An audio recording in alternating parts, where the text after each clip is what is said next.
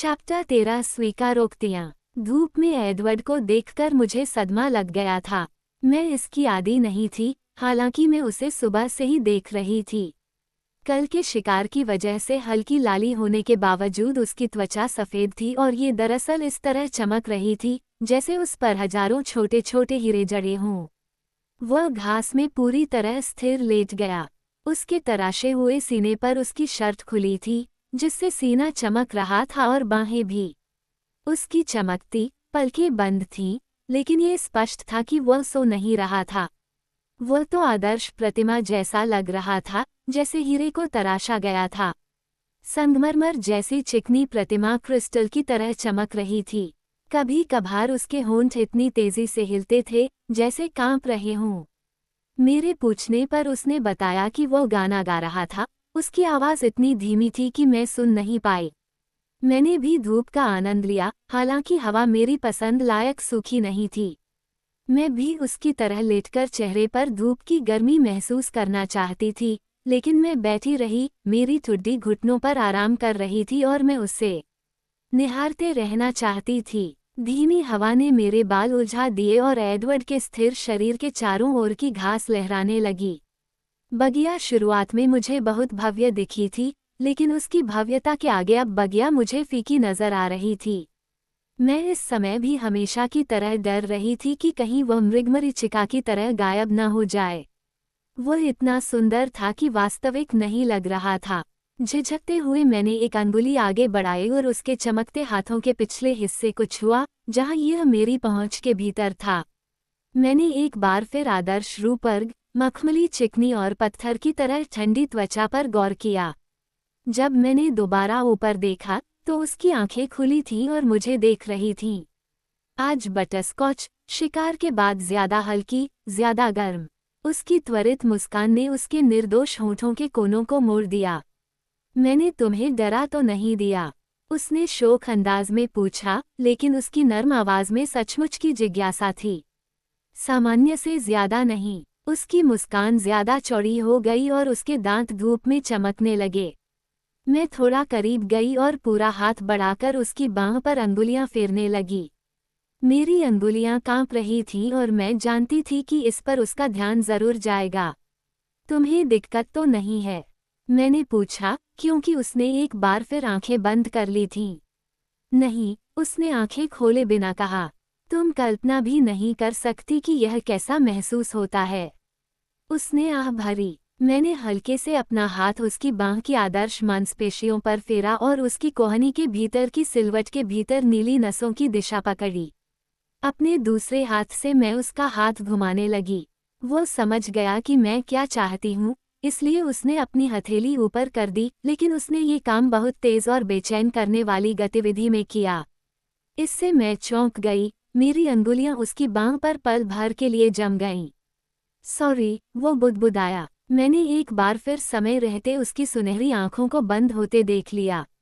तुम्हारे साथ अपने असली स्वरूप में रहना बहुत ज्यादा आसान होता है। मैंने उसका हाथ उठाया और इसे इधर उधर करती रही, जब मैंने सूरज को उसकी हथेली पर चमकते हुए देखा। मैं इसे अपने चेहरे के ज्यादा करीब लाई और उसकी त्वचा के छिपे हुए पहलुओं को देखने की कोशिश की।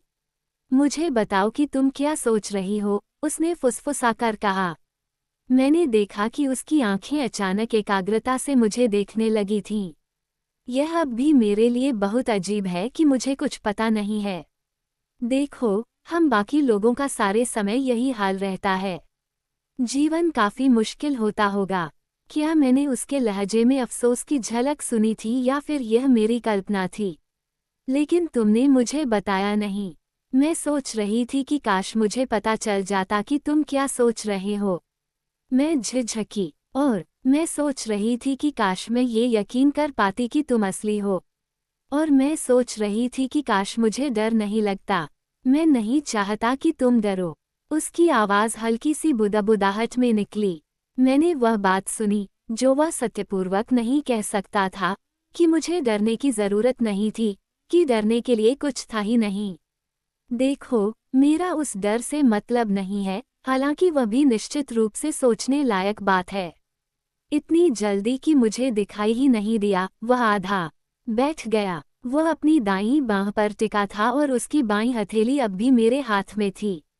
उसका देवदूत जैसा चेहरा मेरे चेहरे से कुछ इंच दूर था। मुझे उसकी अप्रत्याशित निकटता से दूर हो जाना चाहिए था और मैं हो भी सकती थी, लेकिन मैं हिल ही नहीं सकती थी। उसकी सुनहरी आंखों ने मुझे मंत्रमुग्ध कर दिया था। तो फिर तुम्हें किस चीज से डर लगता है? वह गहरे अंदाज में फुसफुसाया, लेकिन मैं जवाब नहीं दे पाई, क्योंकि उस समय मैं अपने चेहरे पर पड़ने वाली उसकी ठंडी सांस की दोबारा खुशबू सूंघ रही थी। गंध इतनी मीठी और जायकेदार थी कि मेरे मुंह में पानी आ गया।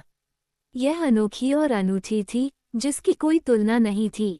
इंद्रियों के वशीभूत होकर मैंने ज्यादा सोच विचार नहीं किया और मैं सांस खींचते हुए उसके ज्यादा करीब झुक गई। वह अपना हाथ मेरे हाथ से छुड़ाकर दूर चला गया। जितने समय में मेरी आंखें केंद्रित हुई, उतने समय में तो वह 20 फुट दूर जा चुका था। अब वह छोटी बगिया के किनारे पर एक विशाल फर वृक्ष की गहरी छाया में खड़ा था। उसने मुझे घूरा और उस अंधेरी जगह पर उसकी आंखें काली दिख रही थीं और उसके चेहरे का भाव समझ में नहीं आ रहा था। मेरे चेहरे पर चोट और सदमे के भाव आ गए। मेरे खाली हाथ टीस मार रहे थे। मुझे अफसोस है, एडवर्ड, मैं फुसफुसाई। मैं जानती थी कि वह सुन सकता है। मुझे एक पल का समय दो, उसने इतनी जोर से कहा कि मेरे कम संवेदनशील कान सुन लें। मैं बहुत स्थिर बैठी रही। बहुत ज्यादा लंबे 10 सेकंडों के बाद वह दोबारा चलने लगा, जो उसके लिहाज से धीमी चाल थी।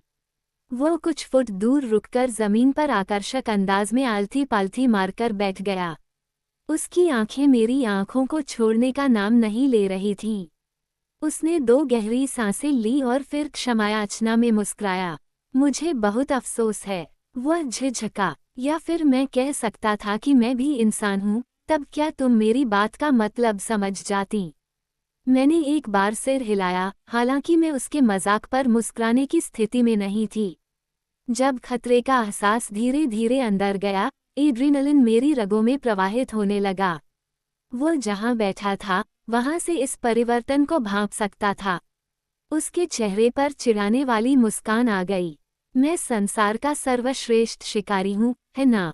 मेरी हर चीज तुम्हें ललचाती है, मेरी आवाज, मेरा चेहरा, यहाँ तक कि मेरी खुशबू भी। मानो मुझे इनमें से किसी चीज की जरूरत हो।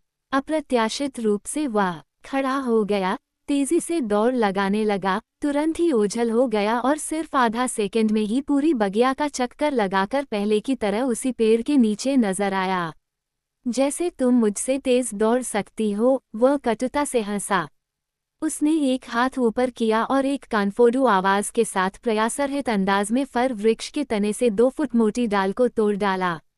उसने उस हाथ में इसे एक पल के लिए संतुलित किया और फिर अंधा कर देने वाली गति से इसे एक विशाल पेड़ पर फेंका, जो हिला और एक प्रहार पर कांपा, डाल के टुकड़े टुकड़े हो गए। वह एक बार फिर मेरे सामने आ गया।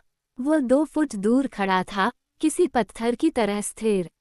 जैसे तुम मुझसे लड़ सकती हो, उसने धीरे से कहा। मैं हिले बिना बैठी रही। इस समय मैं उससे जितना डर रही थी, उतना पहले कभी नहीं डरी थी।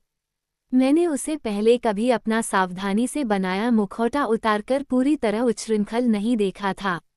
वो कभी इतना कम मानवीय या इतना ज्यादा सुंदर नहीं दिखा था। मेरा चेहरा फका और आंखें चौड़ी थीं। मैं किसी सांप की आंखों में कैद पक्षी जैसी बैठी रही। उसकी प्यारी आंखें दुस्साहसी रोमांच से चमक रही थीं, फिर धीरे धीरे उनकी चमक कम होती गई। उसका चेहरा धीरे धीरे प्राचीन दुख के नकाब में बदल गया। डरो मत, वो बुदबुदाया और उसकी मखमली आवाज बिना किसी इरादे के सम्मोहक थी। मैं वादा करता हूँ, वह झिझका, मैं कसम खाता हूँ कि तुम्हें नुकसान नहीं पहुँचाऊंगा। ऐसा लग रहा था कि वो मेरे बजाय खुद को विश्वास दिलाने की ज्यादा कोशिश कर रहा था। डरो मत, वह एक बार फिर फुसफुसाया, जब वो बहुत ही धीमे धीमे मेरे ज्यादा करीब आया। वह धीमे और लहरदार अंदाज में बैठ गया, जब तक कि हमारे चेहरे समान स्तर पर नहीं आ गए। वह मुझसे बस 1 फुट दूर था। मेहरबानी करके मुझे क्षमा कर दो, उसने औपचारिक रूप से कहा। अब मैं खुद को नियंत्रित कर सकता हूँ। उस समय मैं तैयार नहीं था, लेकिन अब मैं दोबारा अपना सबसे अच्छा व्यवहार करूंगा। वो इंतजार करता रहा, लेकिन मैं अब भी कुछ नहीं बोल पाई। मैं आज प्यासा नहीं हूँ, सच्ची। उसने आंख मारी। इस पर मुझे हंसना पड़ा, हालांकि मेरी आवाज कांप रही थी और हाँफ रही थी। तुम पूरी तरह ठीक हो? उसने कोमलता से पूछा और धीरे धीरे हाथ बढ़ाकर सावधानी से अपना संगमरमरी हाथ मेरे हाथ में रख दिया। मैंने उसके चिकने, ठंडे हाथ को देखा और फिर उसकी आंखों को। वे नर्म और पछतावे से भरी थीं। मैंने दोबारा उसके हाथ को देखा और फिर जानबूझकर अपनी अंगुली से उसके हाथ की लकीरों पर हाथ फेरने लगी। मैंने ऊपर देखा और सहमे अंदाज में मुस्कराई। उसकी जवाबी मुस्कान चकाचौंध करने वाली थी। तो हम कहाँ थे मेरे जंगली व्यवहार करने से पहले? उसने एक सदी पहले के नम्र अंदाज में पूछा। मुझे सचमुच याद नहीं है। वह मुस्कुराया, लेकिन उसके चेहरे पर शर्म का भाव था। मैं सोचता हूँ, हम इस बारे में बात कर रहे थे कि तुम डर क्यों रही थी, स्पष्ट कारण के अलावा। ओह, ठीक है। तो मैंने उसके हाथ को नीचे देखा और उसकी चिकनी, चमकती हथेली पर निरुद्देश्य अंगुली फेरती रही। सेकंड गुजरते गए। मैं बहुत आसानी से कुंठित हो जाता हूँ, उसने आह भरी। मैंने उसकी आंखों में देखा। उस समय मुझे अचानक ये बात समझ आई कि यह चीज़ उसके लिए भी उतनी ही नई थी जितनी कि मेरे लिए थी। हालांकि उसके पास बहुत बरसों का अथाह अनुभव था, लेकिन ये काम उसने पहले कभी नहीं किया था, इसलिए यह उसके लिए भी मुश्किल था। मुझे इस विचार से हिम्मत मिली। मुझे डर था, क्योंकि देखो, स्पष्ट कारणों से मैं तुम्हारे साथ नहीं रुक सकती। और मुझे डर है कि मैं तुम्हारे साथ इतना ज्यादा रुकना पसंद करूंगी जितना मुझे नहीं करना चाहिए। बोलते वक्त मैं उसके हाथों की तरफ नीचे देखती रही। मेरे लिए इसे जोर से कहना मुश्किल था। हाँ, वो धीरे से सहमत हुआ। ये सचमुच डरने वाली बात है। मेरे साथ रहने की इच्छा, ये वाकई तुम्हारे हित में नहीं है। मैंने त्योरी चढ़ाई। मुझे बहुत पहले चला जाना चाहिए था, उसने आह भरी। मुझे अब छोड़कर चला जाना चाहिए, लेकिन मैं जानता हूँ कि मैं ऐसा नहीं कर सकता। मैं नहीं चाहती कि तुम मुझे छोड़कर जाओ, मैंने करुण अंदाज में बुदबुदाया और दोबारा नीचे देखने लगी। इसलिए मुझे ये करना चाहिए, लेकिन चिंता मत करो। मैं मूलतः स्वार्थी प्राणी हूँ। मुझे तुम्हारा साथ इतना ज्यादा पसंद है कि वह मैं नहीं कर सकता जो मुझे करना चाहिए। मुझे खुशी है। खुश मत होना। उसने अपना हाथ खींचा, इस बार ज्यादा नरमी से, लेकिन उसकी आवाज सामान्य से ज्यादा रूखी थी, यानी उसके हिसाब से रूखी, हालांकि यह अब भी किसी इंसानी आवाज से ज्यादा मधुर थी। उसके मूड के उतार चढ़ाव को समझना मुश्किल था। उसके मूड में होने वाले परिवर्तनों से मैं हमेशा स्तब्ध हो जाती थी और एक कदम पीछे हो जाती थी। ये तुम्हारा साथी नहीं है जिसकी मैं कामना करता हूँ। इस बात को कभी मत भूलना। ये कभी मत भूलना कि मैं तुम्हारे लिए जितना खतरनाक हूँ, उतना किसी दूसरे के लिए नहीं हूँ। वह रुका और सूनी आंखों से जंगल में निहारने लगा। मैंने पल भर के लिए विचार किया। मैं नहीं सोचती कि मैं तुम्हारी बात का पूरा मतलब समझ गई, खासकर आखिरी हिस्से का, मैंने कहा। वह मेरी तरफ देखकर मुस्कुराया, उसका मूड एक बार फिर बदल गया। मैं कैसे समझाऊं? उसने विचार किया। ताकि तुम डर न जाओ। कुछ भी सोचे बिना उसने अपना हाथ दोबारा मेरे हाथ में रख दिया। मैंने अपने दोनों हाथों के बीच इसे कसकर पकड़ लिया। उसने हमारे हाथों को देखा। तुम्हारे हाथों की गर्मी आश्चर्यजनक रूप से सुखद है। उसने आह भरी। एक पल गुजर गया जिसमें उसने अपने विचारों को व्यवस्थित किया। तुम जानती हो, हर व्यक्ति को अलग अलग स्वाद प्रिय होता है। उसने शुरू किया। कुछ लोग चॉकलेट आइसक्रीम को ज्यादा पसंद करते हैं, तो दूसरे स्ट्रॉबेरी को। मैंने सिर हिलाया। भोजन की उपमा के लिए माफ करना, लेकिन मैं इसे समझाने का दूसरा कोई तरीका नहीं सोच पाया। मैं मुस्कराई। वह भी पश्चाताप के अंदाज में मुस्कुराया। देखो, हर व्यक्ति की खुशबू अलग होती है, उसका सार अलग होता है। अगर तुम किसी शराबी को बासी बियर से भरे कमरे में बंद कर दो, तो वो इसे खुशी खुशी पी लेगा, लेकिन अगर वह शराब छोड़ चुका हो, तो वह प्रतिरोध कर सकता है, बशर्ते वह चाहे। अब मान लेते हैं कि तुम उस कमरे में 100 साल पुरानी ब्रांडी, सबसे दुर्लभ और सबसे अच्छी ब्रांडी रख दो और कमरे को इसकी गर्म खुशबू से भर दो। तुम क्या सोचती हो कि तब उसका क्या हाल होगा? हम खामोशी में बैठे रहे और एक दूसरे की आंखों में देखते रहे, एक दूसरे के विचारों को समझने की कोशिश करते रहे। उसने खामोशी तोड़ी। शायद ये सही तुलना नहीं है। शायद ब्रांडी को न पीना बहुत ज्यादा आसान होगा। शायद मुझे शराब के बजाय हेरोइन की लत कहना चाहिए। तो तुम ये कह रहे हो कि मैं तुम्हारे ब्रांड की हेरोइन हूँ? मैंने मजाक करके मूड हल्का करने की कोशिश की। वह तेजी से मुस्कुराया और मेरे प्रयास की सराहना की। हाँ, तुम सटीकता से मेरे ब्रांड की हीरोइन हो। क्या ऐसा अक्सर होता है? मैंने पूछा। उसने पेड़ के ऊपरी हिस्सों को देखा और सोचने लगा। मैंने इस बारे में अपने भाइयों से बात की थी। वह अब भी दूर घूर रहा था। जेस्पर के लिए तुम सब एक जैसे हो। वो हमारे परिवार में शामिल होने वाला सबसे नया सदस्य है। उसके लिए तो इससे दूर रहना ही सबसे बड़ा संघर्ष है। अभी उसे खुशबू और स्वाद की बारीकियों के प्रति संवेदनशील होने का समय नहीं मिला है। उसने तेजी से मेरी तरफ देखा और उसका भाव क्षमायाचना का था। सॉरी, उसने कहा, मुझे दिक्कत नहीं है। प्लीज, मुझे चिढ़ाने या डराने या किसी दूसरी चीज की चिंता मत करो। तुम इसी तरह से सोचते हो। मैं समझ सकती हूँ, या मैं कम से कम कोशिश कर सकती हूँ। बस मुझे वैसे ही समझाओ जिस तरह तुम समझा सकते हो। उसने एक गहरी सांस ली और दोबारा आसमान को देखा। तो जेस्पर को यकीन नहीं था कि वो कभी किसी ऐसे व्यक्ति के संपर्क में आया था जो उतना वह सही शब्द खोजने के लिए रुका, आकर्षक हो जितनी कि तुम मेरे लिए हो। इससे मुझे मदद नहीं मिली। एम्स ज्यादा लंबे समय से इस क्षेत्र में है, इसलिए वह मेरी बात का मतलब समझ गया। वो कहता है कि उसके साथ ये 2 बार हुआ, एक बार बहुत ही ज्यादा प्रबलता से। और तुम्हारे लिए कभी नहीं। शब्द गर्म हवा में एक पल के लिए रुके रहे। मैंने खामोशी तोड़ने के लिए पूछा, एम्स ने क्या किया? ये गलत सवाल था। उसका चेहरा काला हो गया और उसका हाथ मेरे हाथ में मुट्ठी में बंध गया। वह दूर देखने लगा। मैं इंतजार करती रही, लेकिन उसने जवाब नहीं दिया। मुझे लगता है कि मैं समझ गई, मैंने आखिरकार कहा। उसने अपनी निगाह उठाई, उसका भाव विषादग्रस्त और याचना भरा था। हम में से सबसे शक्तिशाली लोग भी फिसल जाते हैं, है ना? तुम क्या कहना चाह रहे हो? क्या मेरी अनुमति मांग रहे हो? मेरी आवाज़ उम्मीद से ज़्यादा तीखी थी। मैंने अपने लहजे को ज़्यादा नर्म बनाने की कोशिश की। मैं अंदाज़ा लगा सकती थी कि उसकी ईमानदारी की उसे कितनी कीमत चुकानी होगी। मेरा मतलब है, तब क्या कोई उम्मीद नहीं है? मैं अपनी मृत्यु के बारे में कितनी शांति से बातचीत कर सकती थी? नहीं, नहीं, वह तुरंत ही पछतावा करने लगा। उम्मीद है, मेरा मतलब है जाहिर है, मैं कभी नहीं। उसने वाक्य को अधूरा छोड़ दिया। उसकी तपती हुई आंखें मेरी आंखों को सुलगाने लगीं। ये हमारे मामले में अलग है। एम्स के मामले में, वे अजनबी थे जो उसके रास्ते में आ गए थे।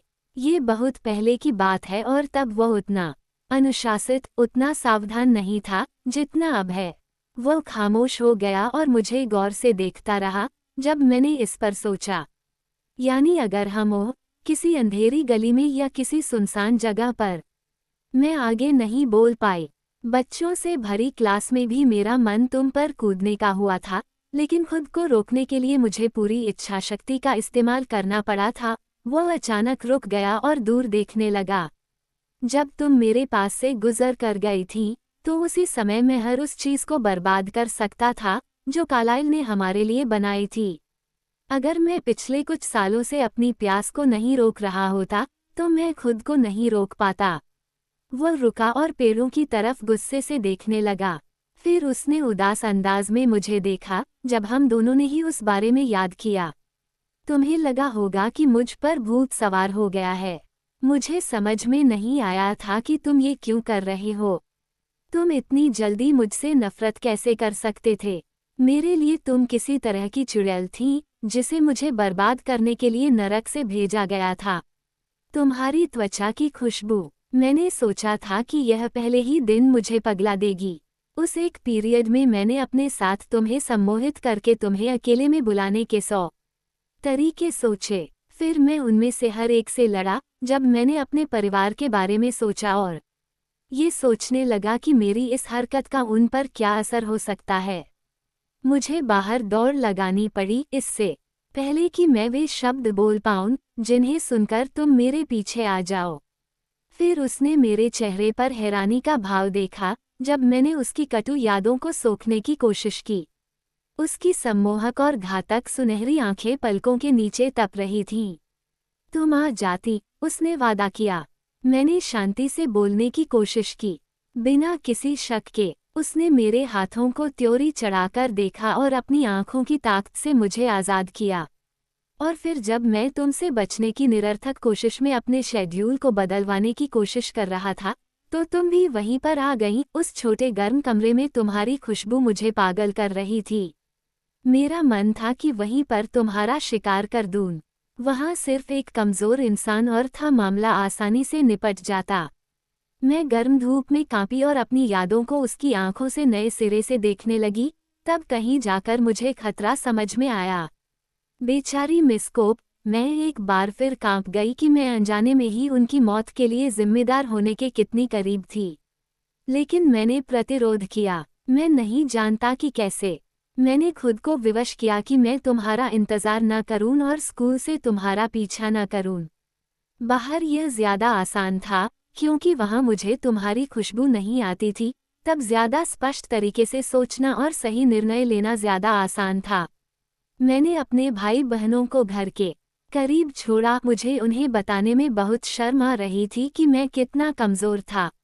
वे तो सिर्फ इतना जानते थे कि कोई बहुत गलत चीज़ हो गई है। और फिर मैं सीधे कार्लाइल के पास अस्पताल में गया और उन्हें बताया कि मैं जा रहा हूँ।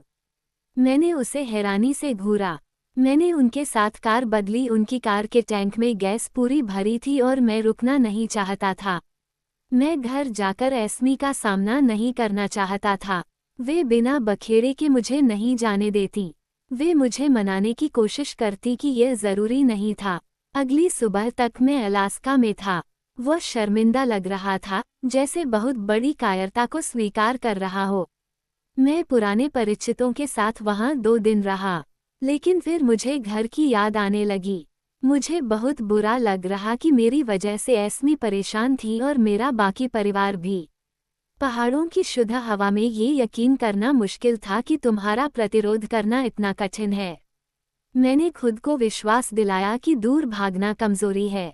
मैंने सोचा मैं पहले भी प्रलोभन का प्रतिरोध कर चुका था, जो हालांकि इतने बड़े नहीं थे, इसके करीब भी नहीं थे, लेकिन मुझमें उनका प्रतिरोध करने की शक्ति थी।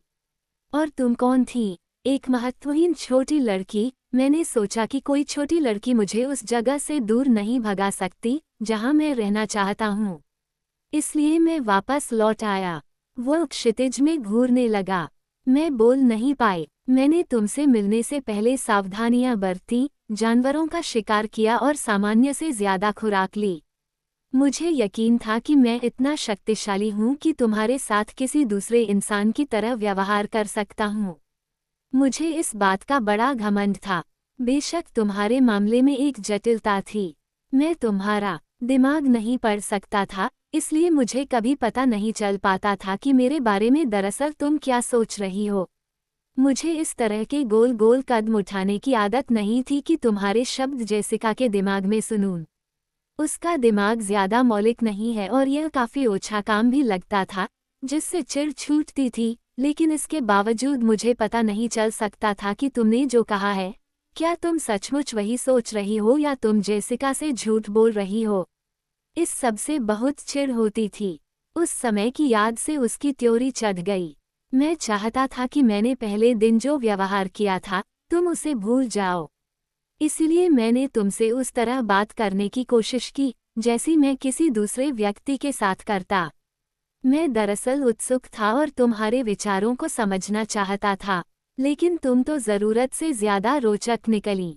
मैंने पाया कि मैं तुम्हारी भावनाओं में उलझ रहा हूँ, और कभी कभार तुम हवा में अपने हाथ या बाल लहरा देती थी, जिसकी महक मुझे एक बार फिर स्तब्ध कर देती थी। जाहिर है, फिर मेरी आंखों के सामने तुम कुचल कर मौत के मुंह में जाने वाली थी।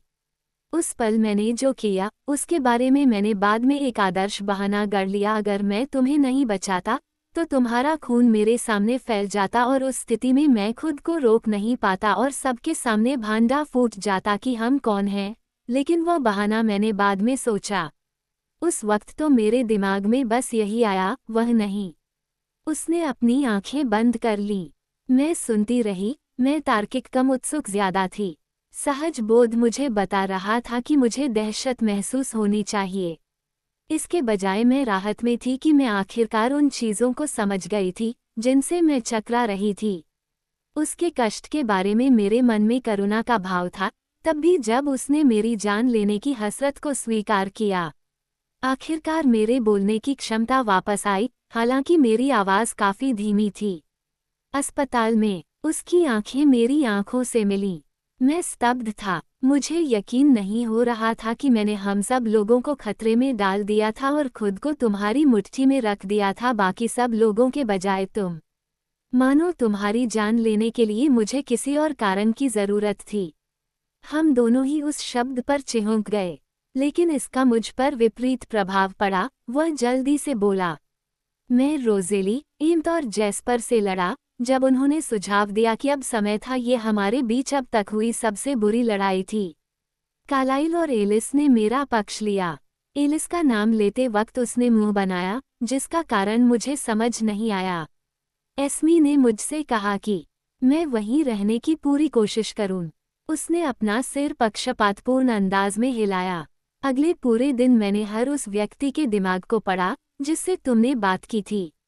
मैं बहुत हैरान था कि तुमने अपना वादा निभाया। मैं तुम्हें बिल्कुल भी नहीं समझ पाया, लेकिन मैं जानता था कि मैं तुम्हारे साथ ज्यादा जुड़ाव नहीं रख सकता। मैंने तुमसे ज्यादा से ज्यादा दूर रहने की पूरी कोशिश की, पर हर दिन तुम्हारी त्वचा, तुम्हारी सांस और तुम्हारे बालों की महक मुझे पहले दिन जितना ही जमकर सताती रही। उसकी निगाहें एक बार फिर मेरी निगाहों से मिली और वे आश्चर्यजनक रूप से कोमल थीं। और इसके बाद उसने आगे कहा, मेरा हाल बेहतर होता अगर मैं उसी पहले पल हम सबका भांडा फोड़ देता, बजाय इसके कि अभी यहाँ मैं तुम्हें नुकसान पहुँचाऊं, जहाँ न कोई गवाह है, न ही मुझे रोकने वाली कोई दूसरी चीज़ है। मैं इंसान थी, इसलिए मैंने पूछ लिया, क्यों? इज़ाबेला। उसने मेरा पूरा नाम सावधानी से लिया और फिर शोक अंदाज में अपने खाली हाथ से मेरे बाल बिखेरे। उसके अचानक स्पर्श से मेरे शरीर को झटका लगा। बेला, अगर मैं कभी तुम्हें नुकसान पहुंचा दूंगा तो मैं जिंदा नहीं रह पाऊंगा। तुम नहीं जानती कि इसने मुझे कितना सताया है। वह शर्मिंदा होकर दोबारा नीचे देखने लगा। यह असहनीय लगता है कि मैं तुम्हें शांत, सफ़ेद, ठंडी शर्म से लाल होते मेरे दिखावों के पार जाने की वजह से आंखों में सहज बोध की चमक आते नहीं देख पाऊंगा। ये सचमुच असहनीय होगा। उसने सुंदर, दुखी आंखें उठाकर मुझे देखा। अब तुम मेरे लिए सबसे महत्वपूर्ण हो, अब तक की सबसे महत्वपूर्ण चीज़। बातचीत अप्रत्याशित रूप से जिस दिशा में घूम गई थी, उससे मेरा सिर घूमने लगा था। मेरी मृत्यु के आनंददायक विषय से भटककर अब हम एक दूसरे के सामने अपने प्रेम का इजहार कर रहे थे। उसने इंतजार किया और हालांकि मैं नीचे हम दोनों के हाथों को देख रही थी, लेकिन मैं जानती थी कि उसकी सुनहरी आंखें मुझ पर टिकी हुई हैं। जाहिर है, तुम पहले से ही जानते हो कि मैं तुम्हारे बारे में कैसा महसूस करती हूँ, मैंने आखिरकार कहा। मैं यहाँ हूँ, जिसका मतलब यह है कि मैं तुमसे दूर रहने के बजाय मरना ज्यादा पसंद करूँगी। मैंने त्योरी चढ़ा ली। मैं मूर्ख हूँ, तुम मूर्ख तो हो। वह हंसते हुए सहमत हुआ। जब हमारी नज़रें मिली तो मैं भी हंस दी। हम ऐसे पल की मूर्खता और असंभवता पर मिलकर हंसे, और इस तरह शेर मेमने से प्यार करने लगा। वह बुदबुदाया। मैंने दूर देखा और इस शब्द से रोमांचित होकर अपनी आंखें छिपा लीं। कितना मूर्ख मेमना है, मैंने आह भरी। कितना दुविधाग्रस्त और परपीड़क शेर है। उसने कुछ देर तक छायादार जंगल को देखा और मैं सोचने लगी कि उसके विचार अब उसे कहाँ ले गए होंगे। क्यों? मैंने शुरू किया और ठहर गई। मुझे पक्का नहीं था कि आगे कैसे कहूँ। वह मेरी तरफ देखकर मुस्कुराया। सूरज उसके चेहरे और दांतों पर चौंधियाने लगा। हाँ, मुझे बताओ कि तुम थोड़ी देर पहले मुझसे दूर क्यों भागे थे। उसकी मुस्कान गायब हो गई। तुम जानती तो हो। नहीं, मेरा मतलब है, मैंने ठीक ठीक कौन सी चीज़ गलत की थी। देखो, मुझे खुद पर संयम रखना होगा, इसलिए ये सीखना ज़्यादा अच्छा रहेगा कि मुझे क्या नहीं करना चाहिए। उदाहरण के लिए, ये मैंने उसके हाथ के पीछे के हिस्से को थपथपाया, सही लगता है। वह एक बार फिर मुस्कुराया। तुमने कुछ गलत नहीं किया, बेला। यह मेरा दोष था, लेकिन मैं अपनी तरफ से पूरी मदद करना चाहती हूँ, ताकि यह काम तुम्हारे लिए ज़्यादा मुश्किल न रहे। देखो, उसने पल भर के लिए विचार किया। बात बस ये थी कि तुम बहुत ज़्यादा करीब थीं। ज़्यादातर इंसान नैसर्गिक बोध से हमसे दूर रहते हैं और हमारी पृथकता से विकर्षित होते हैं। मैं तुम्हारे करीब आने की उम्मीद नहीं कर रहा था, और तुम्हारे गले की खुशबू। वह बीच में रुककर ये देखने लगा कि क्या उसकी बात ने मुझे विचलित कर दिया है। तो फिर ठीक है, मैंने चुलबुले अंदाज में कहा और अचानक तनावपूर्ण हो गए माहौल को हल्का करने की कोशिश की। मैंने अपनी ठुड्डी नीचे कर ली। गला नहीं दिखाना है। मेरी कोशिश कारगर रही, वह हंस दिया। नहीं, दरअसल सबसे बड़ा कारण तो आश्चर्य था। उसने अपना खाली हाथ उठाया और उसे धीरे से मेरे गले के बगल में रख दिया। मैं बहुत खामोश बैठी रही। उसकी स्पर्श की ठंडक एक नैसर्गिक चेतावनी थी जो मुझे दहशत में आने को कह रही थी, लेकिन मेरे अंदर डर का कोई भाव नहीं था। अलबत्ता, कुछ दूसरे किस्म की भावनाएं जरूर उत्पन्न हो गई थीं। देखा, उसने कहा, सब ठीक है। मेरा खून सरपट दौड़ने लगा था और मैं इसे धीमा करना चाहती थी। मैं जानती थी कि मेरी नसों में मेरी धड़कन की धमक हर चीज़ को और ज़्यादा मुश्किल बना देगी। निश्चित रूप से वह इसे सुन सकता था। तुम्हारे गालों की लाली प्यारी है, वह बुदबुदाया। उसने धीरे से अपना दूसरा हाथ खाली किया। मेरे हाथ बेजान होकर गोद में गिर गए। धीरे से उसने मेरे गाल पर हाथ फेरा और फिर अपने संगमरमरी हाथों में मेरा चेहरा भर लिया। बहुत स्थिर रहना, उसने फुसफुसाकर कहा, मानो मैं पहले ही जम नहीं गई थी। धीरे धीरे, अपनी निगाहें मेरी निगाहों से हटाए बिना वो मेरी तरफ झुका, फिर अचानक, बहुत धीरे से उसने अपना ठंडा गाल मेरे गले के नीचे के गड्ढे में रख दिया। मैं हिल नहीं सकती थी, यदि मैं हिलना भी चाहती तो। मैंने उसकी समतल सांस की आवाज़ सुनी, उसके कांसे जैसे बालों में धूप और हवा को खेलते देखा, जो उसके किसी दूसरे अंग से ज्यादा मानवीय थे। धीरे धीरे उसके हाथ मेरी गर्दन के बगल में फिसल गए। मैं कांपने लगी और मैंने उसे सांस रोकते सुना, लेकिन उसके हाथ तब तक नहीं रुके, जब तक कि वे धीरे धीरे मेरे कंधों तक नहीं पहुंच गए। उसका चेहरा एक तरफ हुआ और उसकी नाक मेरी कॉलरबोन को छूने लगी। उसने अपने चेहरे का हिस्सा मेरे सीने पर कोमलता से दबाया। वह मेरे दिल की धड़कन सुन रहा था। आह, उसने आह भरी। मैं नहीं जानती कि हम बिना हिले डुले कितनी देर तक बैठे रहे। शायद कई मिनट, शायद कई घंटे। आखिर मेरी नब्ज शांत हो गई, लेकिन वो जरा भी नहीं हिला, कुछ नहीं बोला, सिर्फ मुझे थामे रहा। जानती थी कि किसी भी पल उसके सब्र का बांध टूट सकता है और मेरे प्राणों का अंत हो सकता है। इतनी जल्दी की हो सकता है मैं गौर भी न कर पाऊं, लेकिन मैं अपने अंदर डर को महसूस नहीं कर सकती थी। मैं किसी दूसरी चीज के बारे में नहीं सोच सकती थी, सिवाय इसके कि वह मुझे छू रहा था। और फिर उसने मुझे झटके से छोड़ दिया। उसकी आंखें शांत थीं। ये दोबारा इतना मुश्किल नहीं होगा, उसने संतोष के साथ कहा। क्या ये बहुत मुश्किल था? उतना बुरा तो नहीं, जितनी मैंने कल्पना की थी। और तुम्हारे लिए? नहीं, यह मेरे लिए भी बुरा नहीं था। वह मेरे लहजे पर मुस्कुराया। तुम जानती हो, मेरा क्या मतलब है? मैं मुस्कुराई। यहाँ, उसने मेरा हाथ अपने गाल पर टिका लिया। क्या तुम महसूस कर सकती हो कि यह कितना गर्म है? आमतौर पर ठंडी त्वचा वहाँ थोड़ी गर्म लग रही थी, लेकिन मैंने उस पर गौर नहीं किया, क्योंकि मैं उसका चेहरा छू रही थी। यह एक ऐसी चीज थी, जिसके मैं तब से सपने देख रही थी, जब से मैंने उसे देखा था। हिलना मत, मैं फुसफुसाई। कोई भी एडवर्ड की तरह स्थिर नहीं हो सकता था। उसने अपनी आंखें बंद कर ली और वह किसी पत्थर जितना स्थिर हो गया, मेरे हाथ के नीचे एक प्रतिमा की तरह।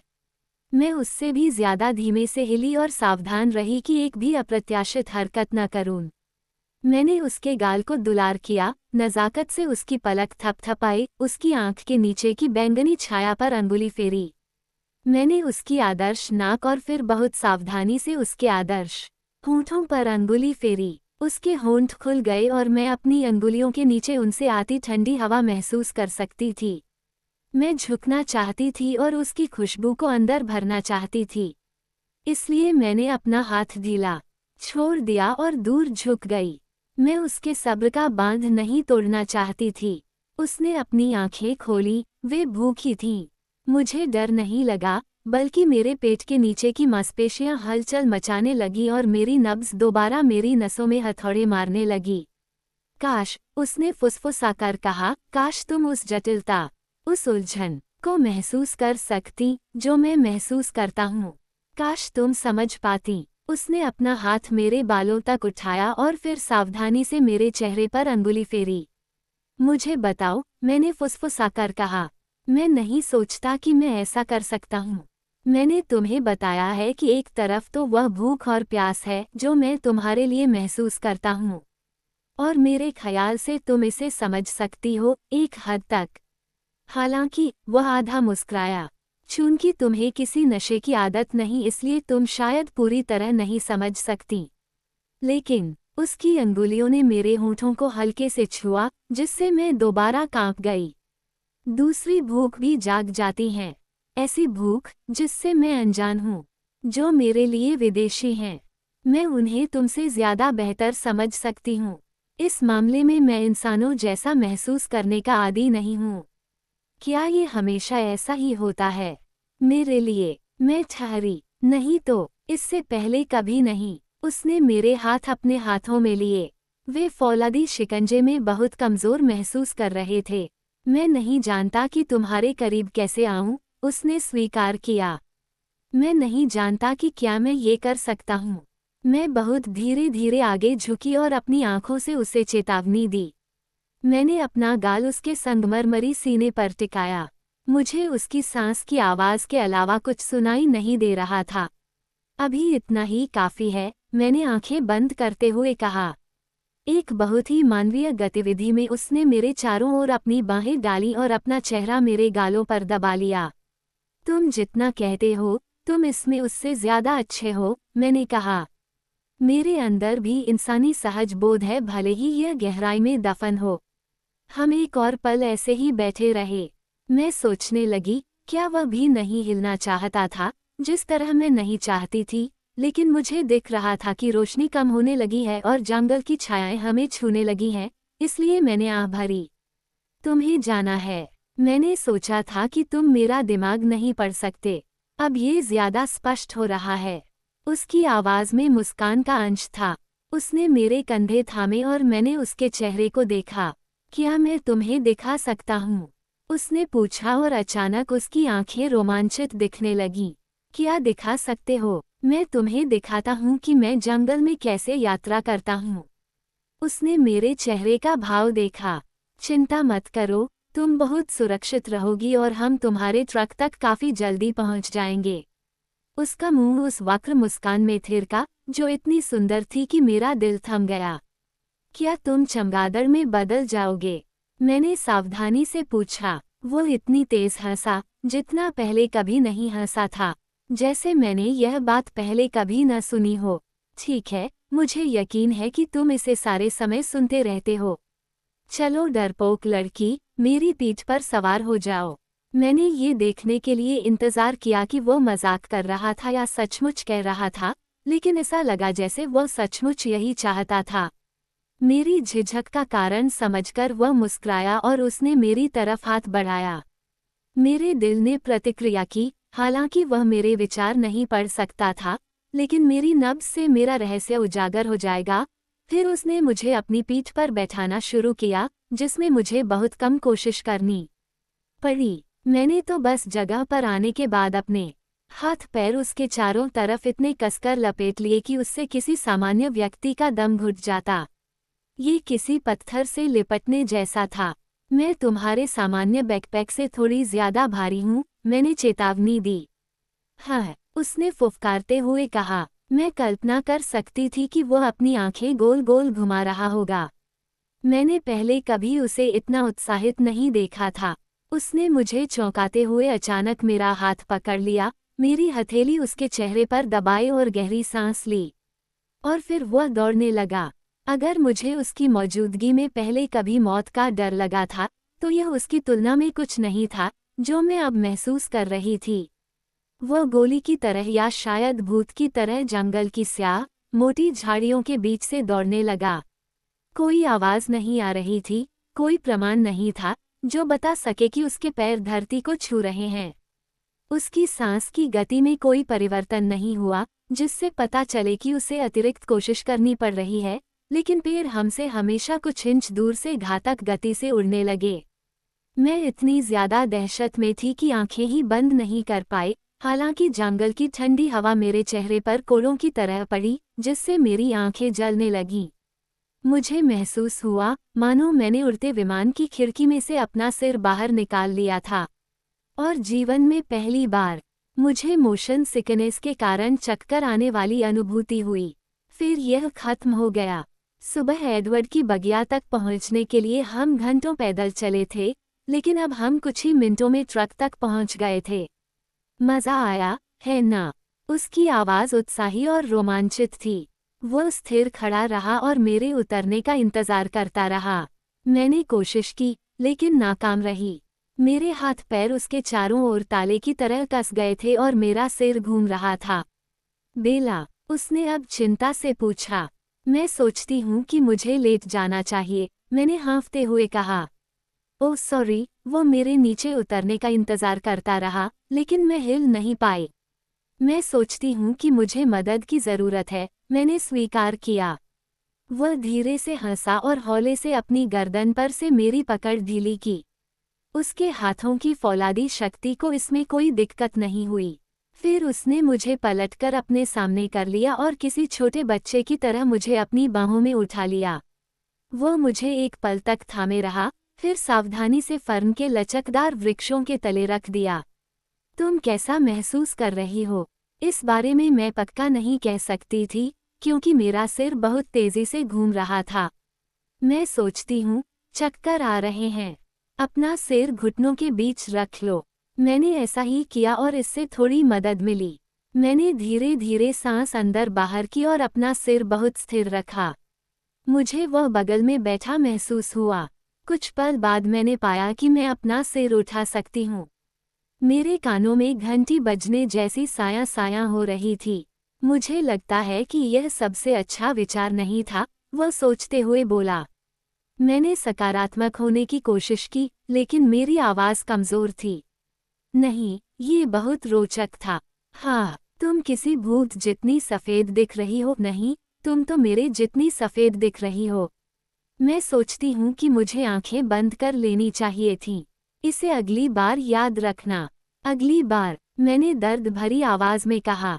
वह हंसा, उसका मूड अब भी अच्छा था। मैं बुदबुदाई। आंखें खोलो, बेला, उसने धीरे से कहा। और चेहरा मेरे चेहरे के बहुत करीब था। उसकी सुंदरता ने मेरे दिमाग को सुन्न कर दिया। ये बहुत ज्यादा थी, इतनी ज्यादा कि मैं उसकी आदी नहीं हो सकती थी। जब मैं दौड़ रहा था, तब मैं सोच रहा था।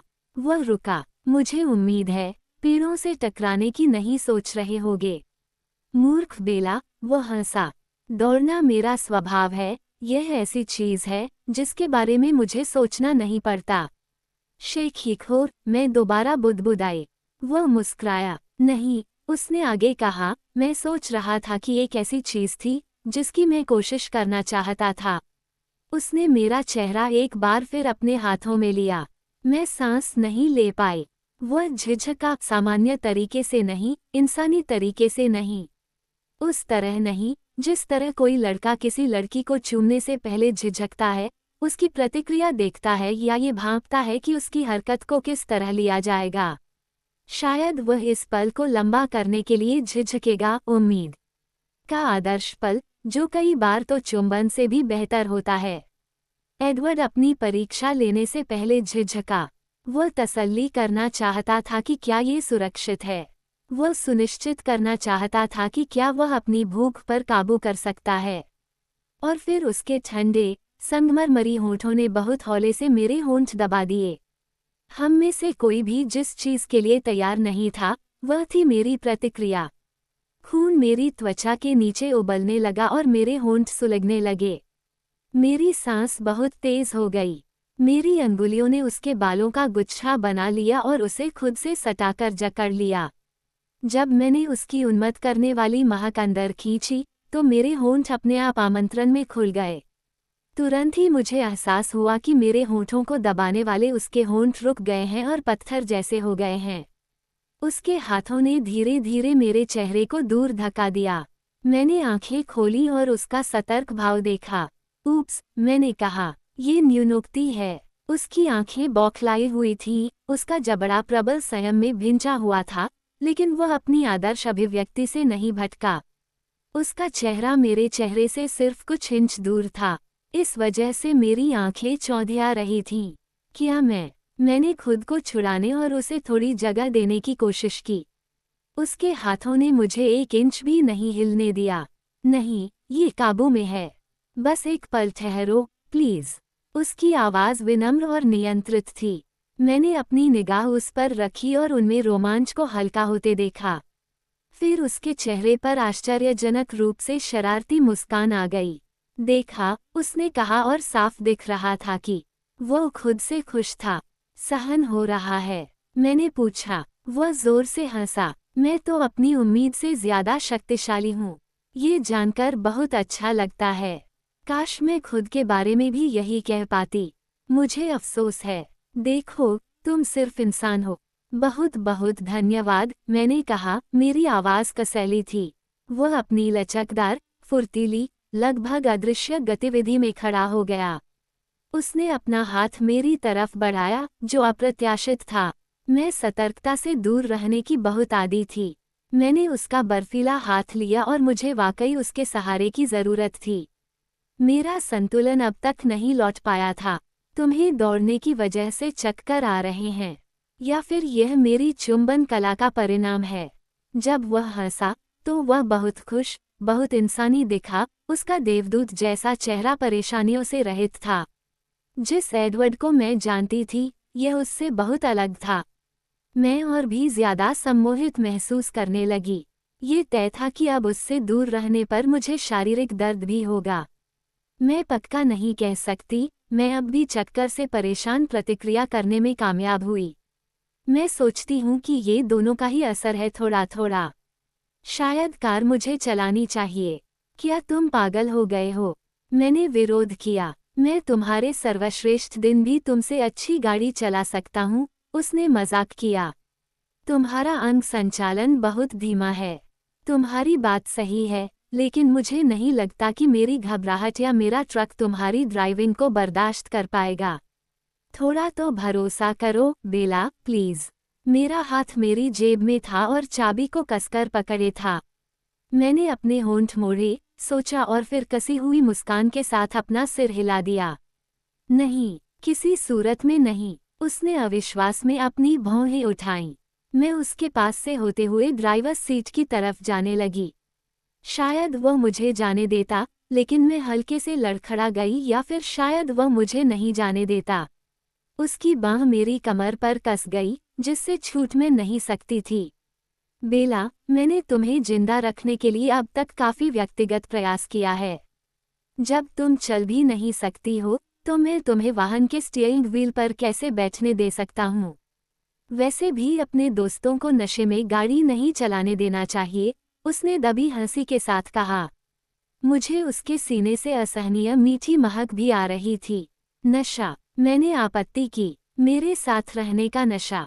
वह एक बार फिर शरारत से मुस्करा रहा था। मैं इससे बहस नहीं कर सकती, मैंने आह भरी। कोई तरीका नहीं था, मैं किसी भी चीज में उसका प्रतिरोध नहीं कर सकती थी। मैंने चाबी को ऊपर रखा और फिर इसे छोड़ दिया। उसके हाथ ने बिजली की रफ्तार से इसे बिना आवाज के पकड़ लिया। आराम से चलाना मेरा ट्रक। वरिष्ठ नागरिक है। बहुत समझदारी से उसने हामी भरी। और क्या तुम मेरी उपस्थिति से जरा भी प्रभावित नहीं हो? मैंने चिढ़कर पूछा। एक बार फिर उसके आकर्षक नैन नक्श बदल गए। उसके चेहरे का भाव कोमल हो गया और गर्मजोशी से भर गया। उसने पहले तो जवाब नहीं दिया, बस अपना चेहरा मेरे चेहरे के करीब झुकाया और अपने होंठ मेरे जबड़े पर फेरे, मेरे कान से ठुड्डी तक, आगे पीछे। मैं थरथराने लगी। चाहे जो हो, वह आखिर बुदबुदाया, मेरा अंग संचालन बेहतर है।